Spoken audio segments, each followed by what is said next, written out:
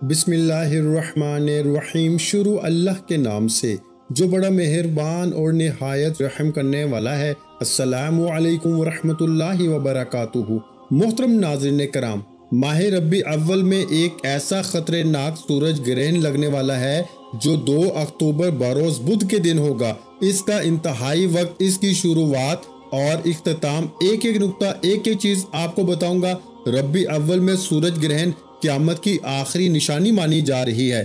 सूरज ग्रहण या चांद ग्रहण का लगना रब करीम की निशानियों में से एक है। अब जो हामला औरतें हैं इनको बाहर नहीं निकलना चाहिए। जो कमसन बच्चे हैं इन बच्चों को भी बाहर मत निकालिएगा। आसमान की तरफ नजर नहीं उठाइएगा, कहीं ऐसा ना हो कि खुदा न ख्वास्ता आपके बच्चों की नजर पे बुरा असर पड़ जाए। और जो हामला औरतें हैं, खुदा न ख्वास्ता कहीं ऐसा ना हो कि इनका हमल ज़ाया हो जाए। कहीं ऐसा ना हो कि सूरज की तेज शुआओं की वजह से वो बच्चा पेट के अंदर ही कट जाए, क्योंकि जब सूरज और चांद को ग्रहण लगता है तो पूरी दुनिया में अंधेरा छा जाता है। फिर शैतान की औलादें बाहर निकलती हैं। इस तरीके की बहुत ज्यादा बातें हम सब के दरमियान आ रही हैं जो किस्से कहानियों के सिवा और कुछ भी नहीं। और साइंसी तबसरा निगार भी बहुत सारी बातें कर रहे हैं। दोस्तों, आज के इस वीडियो में एक एक नुक्ता कुरान और अहादीस की रोशनी में बताऊंगा, लेकिन इससे पहले आपसे गुजारिश है कि आप कोशिश करके जल्द अज जल्द बाकी तमाम अपने दोस्तों तक, अपने प्यारों तक इस वीडियो को ज्यादा से ज्यादा शेयर करें, ताकि आपके प्यारे, आपके चाहने वाले या जिन लोगों को आप चाहते हैं वो भी इस खतरनाक वक्त से बच सकें और अपनी हिफाजत कर सकें। अब आपने करना क्या है? आपने करना सिर्फ इतना है कि इस वीडियो को मुकम्मल देखना है। अगर आज आप अपने कीमती वक्त में से सिर्फ चंद मिनट इस वीडियो को दे दें तो मैं आपको यकीन दिलाता हूं कि इंशाअल्लाह आपका ये कीमती वक्त ज़ाया नहीं जाएगा। दोस्तों, साइंसदानों ने इस बात का इंकिशाफ किया है कि दुनिया एक बहुत बड़ी तब्दीली से गुजरने वाली है और ये तब्दीली एक ऐसे खौफनाक सूरज ग्रहण की वजह से रूनुमा होगी जो दुनिया का नक्शा ही बदल देगी। सूरज ग्रहण के बारे में कई पेशन गोइयां की जा रही हैं। दुनिया भर में कई तरह के तबसरे जारी हैं। इसके नतीजे में होने वाली तब्दीलियों के बारे में कई तरह के अंदाजे लगाए जा रहे हैं। इसके सारे पहलुओं का जायजा लिया जा रहा है, जिसके बाद एक और खबर सामने आई कि ये सूरज ग्रहण जमीन पर दूसरी बहुत सी तब्दीलियों के साथ साथ शदीद किस्म के जल्जलों का सबब भी बनेगा। अमेरिकी जियोलॉजिकल सर्वे ने अपनी रिपोर्ट जारी कर दी है, जिसमें इन जगहों के बारे में बताया है कि जो जल्जलों के लिए हसास हैसियत रखती हैं। इन मकामात के नीचे जमीन की गहराई में मौजूद प्लेटें जो हैं वो अपनी पोजीशन से हिल जाएंगी और वो रगड़ने के बाद ऊपर की तरफ उठ जाएंगी, जो कि जल्जले की अलामात हैं। दोस्तों, ये सारी बातें हमें नबी पाक सल्लल्लाहु अलैहि वसल्लम ने तकरीबन 1450 साल पहले बता दी हैं कि जल्जला किस वजह से आते हैं।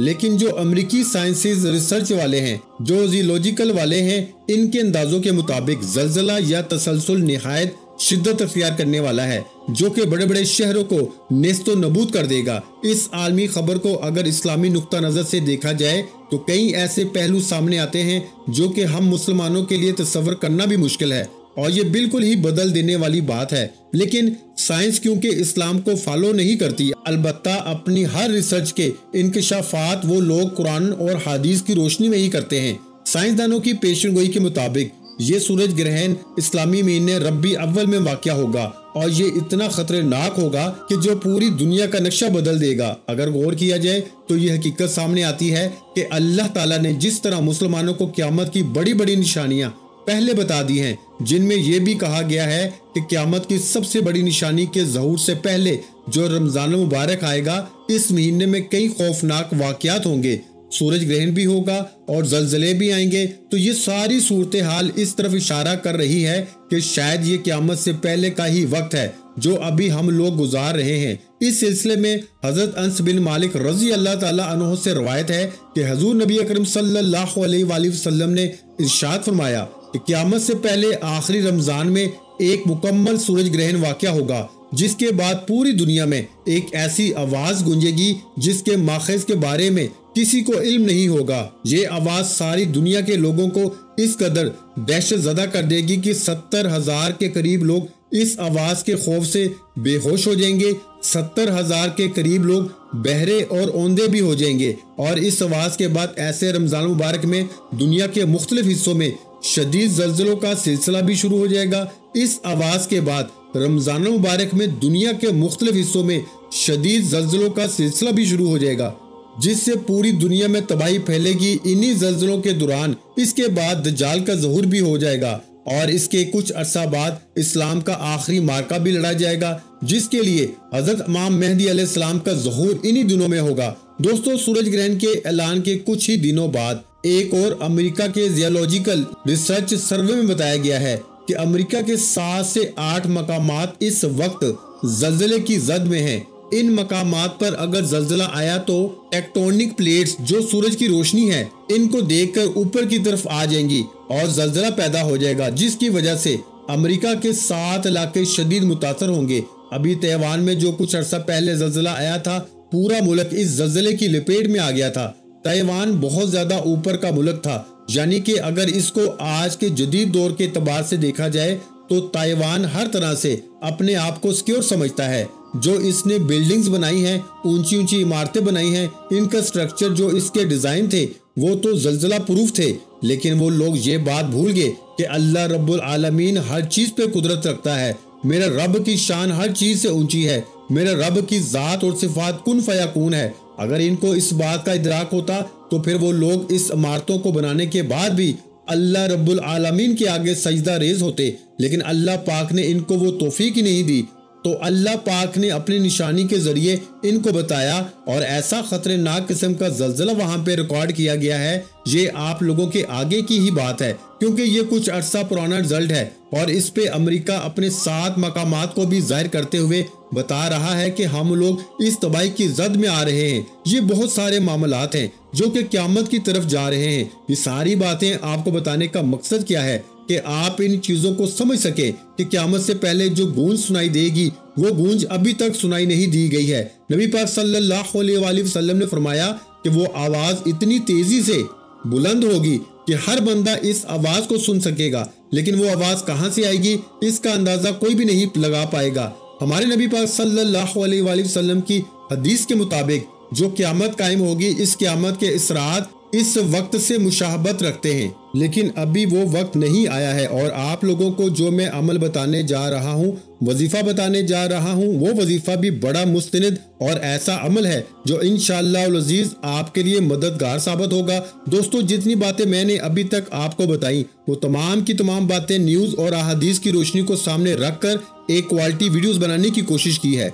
चांद को ग्रहण कैसे लगता है और सूरज को ग्रहण कैसे लगता है मैंने आपको साइंटिफिक रिसर्च के मुताबिक बताने की कोशिश की है, लेकिन अब इस्लामी रूह की नजर से भी देख लेते हैं कि इन चीजों के बारे में इस्लाम हमें क्या कहता है।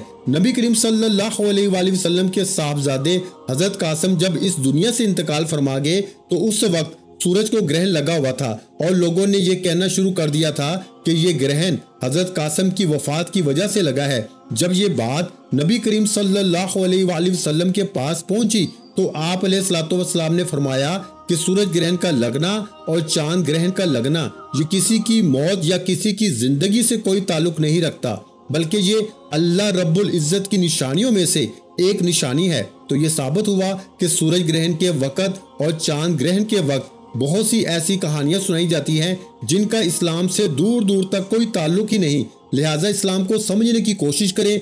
हमारा इस्लाम जो हुक्म देता है इसके मुताबिक जिंदगी गुजारने की कोशिश करें, ना कि मुख्तलिफ कहानियों को सुनकर इन पे अमल करना शुरू कर दें। वक्त की नज़ाकत को मद्देनजर रखते हुए आइए नाज़रीन कराम आज के इस बाबरकत अमल की तरफ चलते हैं।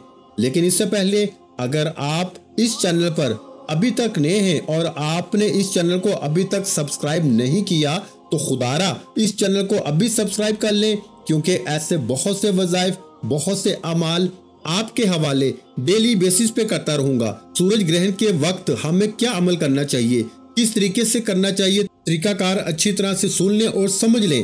हज़रत अबू मूसा रज़ी अल्लाह ताला अन्हु ने फरमाया कि सूरज को ग्रहण लगा तो नबी करीम सल्लल्लाहु अलैहि वसल्लम पर ऐसी कैफियत तारी हुई जैसे क्यामत आ गई हो। फिर नबी अलैहिस्सलाम मस्जिद में तशरीफ फरमा हुए और नमाज पढ़ी। बहुत ही लंबे क़याम, रुकू और सजदे और सजूद के साथ आपने अपनी नमाज को मुकम्मल किया और आपको सहाबा कराम ने ऐसे करते हुए पहले कभी नहीं देखा था। तो उन्होंने देख के फरमाया कि ये निशानियां हैं जिनको अल्लाह ताला भेजता है। ये किसी की मौत या जिंदगी की वजह से नहीं होता, बल्कि अल्लाह अपने बंदों को डराता है। जब तुम ऐसा देखो तो अल्लाह का जिक्र करो और दुआ और इस्तगफार की तरफ दौड़ो। तो इससे साबित हुआ कि जब भी सूरज ग्रहण लगे या फिर चांद को ग्रहण लगे तो आपने क्या अमल करना है और किस तरीके से करना है। जब सूरज ग्रहण लगे तो आप नमाज कसूफ अदा करें, यानी कि 2 रकअत नमाज नफल पढ़ें, और जब चांद ग्रहण लगे तो नमाज खसूफ अदा करें। उस वक्त भी 2 नवाफिल पढ़े। इन नवाफिल की नियत आपने करनी है जैसे आप दूसरे नवाफिल पढ़ते हैं। पहली रकत में सूरह फातिहा के बाद आप कोई सी भी सूरह मुबारका पढ़ सकते हैं। दूसरी रकत में भी आप सूरह फातिहा के बाद कोई भी सूरह मुबारका पढ़ सकते हैं। एक तो आपने ये अमल करना है कि नमाज कसूफ या खसूफ जो पढ़ी जाती है, याद रखिएगा नमाज खसूफ चांद ग्रहण के वक्त पढ़ी जाती है और नमाज कसूफ सूरज ग्रहण के वक्त पढ़ी जाती है। और इस बार जो सूरज ग्रहण लगने वाला है वो बहुत ज्यादा तेज लगेगा। बिल्कुल एक लाइन में, एक स्ट्रेट लाइन में चांद भी और सूरज दोनों आने वाले हैं, यानी कि दिन के अंदर अंधेरा छाएगा। तो आप बाहर निकलने से इज्तनाब करें, क्योंकि जो सूरज और चांद को टकरा के रोशनी हमें मिलेगी वो रोशनी हमारे जिस्म को मुतासर करेगी, क्योंकि रोजाना जो हम लोग सूरज से रोशनी हासिल करते हैं वो हमारे जिस्म को तरोताज़ा करती है। लेकिन इस बार जो रोशनी हमें मिलेगी बड़ी मुनफरिद मिलेगी। और ना ही आपने ये सोचना है कि मैं बाहर निकला, मेरे सर में दर्द हो रहा है, सूरज की शुआएं बर्दाश्त नहीं हो रही, मैं बेहोश होने वाला हूँ या बेहोश होने वाली हूँ। तो बेहतर चीज ये है कि वसवसों में ना पड़ें और अपने घर में मौजूद रहें, बाहर ना निकलें तो ज्यादा बेहतर है। क्योंकि जो रोशनी निकलेगी वो हमारे जिस्म के लिए एक नई रोशनी होगी, जो कि जमीन, सूरज और चांद तीनों एक स्ट्रेट लाइन के अंदर आ गए हैं और रोशनी इनको टकरा के हम तक पहुंच रही है। रोजाना जो रोशनी हमें सूरज की मिलती है वो डायरेक्ट पीठ की तरफ से मिलती है, इसलिए वो रोशनी हमारे लिए सही है। हम इसकी रोशनी के आदी हैं, इसलिए हमारी बॉडी इस रोशनी को देख के कुछ नहीं करती। लेकिन जब हमें सूरज ग्रहण वाली रोशनी मिलेगी तो इससे हमारे जिस्म के अंदर बहुत सारी चीजें पैदा हो सकती हैं, मसलन दानों का निकल आना, रंग का काला हो जाना, जिल्द का जल जाना, इसके अलावा चक्कर आना, आंखें धुंधला जाना। बहुत सारे ऐसे साइंस की रूह से आपके साथ इंकशाफ हो सकते हैं। लेकिन आपने वसवसों में नहीं पड़ना, कामल ईमान के साथ इस वक्त को आपने बर्दाश्त करना है। पहला काम तो आपने नमाज कसूफ अदा करनी है और दूसरा काम आपने कौन सा करना है, दूसरा काम आपने इस्तगफार पढ़ना है। इस्तगफार बहुत सारे हैं, आप कोई सा भी पढ़ सकते हैं। आप अस्तगफिरुल्लाह अस्तगफिरुल्लाह ये पढ़ लें, ये भी बड़ा मुस्तनद अमल है। अगर आप ला हौला वला कुव्वता इल्ला बिल्लाहिल अलीय्यिल अज़ीम पढ़ेंगे तो ये भी गुनाहों की बख्शिश की तरफ लेके जाता है। अगर आप अस्तगफिरुल्लाह रब्बी मिन कुल्ली ज़ंबि व अतूबु अलैहि पढ़ेंगे तो ये भी आपको इसी तरफ लेके जाएगा। आप लोगों ने पहले नंबर पर 2 नवाफिल बताए गए तरीके से पढ़ लिए, जो कि नमाज कसूफ है वो आपने पढ़ ली, जो नबी करीम सल्लल्लाहु अलैहि वसल्लम ने पढ़ी थी। यानी कि जो नबवी अमल मैं आपकी खिदमत में लेके हाजिर हुआ हूँ, इस अमल को आपने बिलखसूस कर लेना है, क्योंकि इसकी हैसियत है, इसका एक वजूद है जो मैंने आपको बताया है। और दूसरे नंबर पर आपने अस्तगफिरुल्लाह पढ़ना है, या फिर आप ला हौला वला कुव्वता इल्ला बिल्लाह पढ़ लें, या फिर आप अस्तगफिरुल्लाह रब्बी मिन कुल्ली ज़ंबि व अतूबु अलैहि ये पढ़ लें। इन तीनों में से कोई सा भी पढ़ लें। आपने इस्तगफार सिर्फ और सिर्फ 313 बार पढ़ना है, यानी कि कसरत से आपने पढ़ना है। 313 की जो तादाद है वो कसरत में आ जाती है। नबी पाक सल्लल्लाहु अलैहि वसल्लम ने अपनी अहादीस में यही फरमाया था कि कसरत से इस्तगफार करो। तो आपको कसरत से इस्तगफार करने का बता रहा हूँ। अब तक आपने 2 काम कर लिए, अब तीसरा नंबर पर आपने कौन सा काम करना है। अब काबरीन का बताया हुआ एक वजीफा आपको बताने लगा हूँ, इसको आप पढ़ लें। क्योंकि जब आप नमाज कसूफ भी अदा कर ली और आपने इस्तगफार भी पढ़ लिया, तो क्यों ना अल्लाह पाक को राजी करने के बाद अल्लाह पाक से अपने रिस्क के लिए आसानी मांग ली जाए। तो तीसरा काम, आप अल्लाह पाक का वो नाम पढ़ेंगे जिसकी मेरे रब ने खुद कसम खाई है। या फताहू ये वो नाम है जिसकी मेरे रब ने खुद कसम खाई, इरशाद फरमाया और कहा कि मेरे इस नाम से कोई भी मांगता है मैं इसको अता करता हूँ। तो आपने या फताहू या रज़ाकू दोनों को मिला के पढ़ना है। कैसे पढ़ना है और कितनी बार पढ़ना है मुलाहिजा फरमाएं। या फताहू या रज़ाकू एक बार हो गया, या फताहू या रज़ाकू 2 बार हो गया, या फताहू या रज़ाकू 3 बार हो गया। इस तरह से आप या फताहू या रज़ाकू को हाथ की उंगलियों पे पढ़ लें या तस्बीह के दानों पे पढ़ लें। मेरे भाइयों, आपने सिर्फ 41 बार पढ़ना है, यानी 41 टाइम आपने पढ़ना है। इसके बाद आप लोग आखिर में दुरूद पाक पढ़ लें। दुरूद पाक पढ़ने के बाद दोनों हाथ उठा के दुआ करें। मेरा रब इंशाल्लाह आपकी दुआओं को जरूर कबूल फरमाएगा। असूल बरकत और सवाब की नीयत से मेरे साथ भी आप लोग एक छोटी सी दुआ कर लें। अल्लाह पाक हमें इस बड़ी तबाही से बचाएगा। ऐ मेरे मालिको मौला, तू रहमान है, तू रहीम है, तू करीम है, तुझे तेरी शान करीमी का वास्ता। ए अल्लाह, आज जो शख्स भी हाथ उठा के तेरे आगे दुआ कर रहा है, ए अल्लाह तेरे सामने आजारियां कर रहा है, ऐ मेरे अल्लाह इन सब को दिन दुगनी रात चुगनी तरक्की अता फरमा। ए अल्लाह हमारे तमाम सगीरा कबीरा गुनाहों को माफ फरमा दे। ए अल्लाह नेकियों में ज्यादती अता फरमा। ए अल्लाह हम सब मुसलमानों में से अगर कोई बेरोजगार है तो ए अल्लाह सबको कुशादा रिज़्क़ अता फरमा। जो बे औलाद हैं इनको औलाद नरीना अता फरमा। ए अल्लाह जो मेरी बहनें हमल से हैं, ए अल्लाह मेरी तमाम बहनों की हिफाजत फरमा, इनके हमल की हिफाजत फरमा, इनके बच्चों को पूरा अज़ा के साथ सेहतमंद पैदा फरमा। ए अल्लाह इनको सलामती रख, किसी की गोद को मत उजाड़ना। बेशक ए अल्लाह तू बेहतरीन हिफाजत फरमाने वाला मेहरबान है। आज हम लोग अपने आप को तेरी हिफाजत में देते हैं। ऐ मेरे मालिको मौला, हमारे मुल्क को ज़लज़ले से महफूज फरमा, हमारे मुल्क को मेरे मौला अपने गज़ब से बचा ले। ए अल्लाह अपनी मदद को जारी फरमा दे। ए अल्लाह हम तेरे आगे हाथ उठा के दुआ कर रहे हैं कि तू जो अभी सूरज ग्रहण को लगा रहा है, ए अल्लाह तू हम सब की हिफाजत फरमा। ए अल्लाह क्योंकि हम तेरा कलमा पढ़ने वाले हैं, तेरे हबीब का नाम लेने वाले हैं, ए अल्लाह हम सब को तू सलामत रख। और जो भी इस फानी दुनिया से इंतकाल कर गए हैं, इनकी कब्र को मुनव्वर फरमा और हम सब को सलामत रख, इनकी बख्शिश फरमा, इनके दर्जात बेहसाब बुलंदी अता फरमा। आमीन सुम्मा आमीन। दुआ है कि रब्बे करीम मेरा सुनाना, आपका सुनना अपनी पाक बारगाह इलाही में कबूल मंजूर फरमाए। जो मांगा मुकद्दर फरमाए, जो नहीं मांग सके बिन मांगे अता फरमाए। आमीन। वीडियो अच्छी लगी हो तो वीडियो को लाइक कर दें। मजीद इस्लामिक वज़ाइफ सुनने के लिए हमारे चैनल को लाजमी सब्सक्राइब कर लें।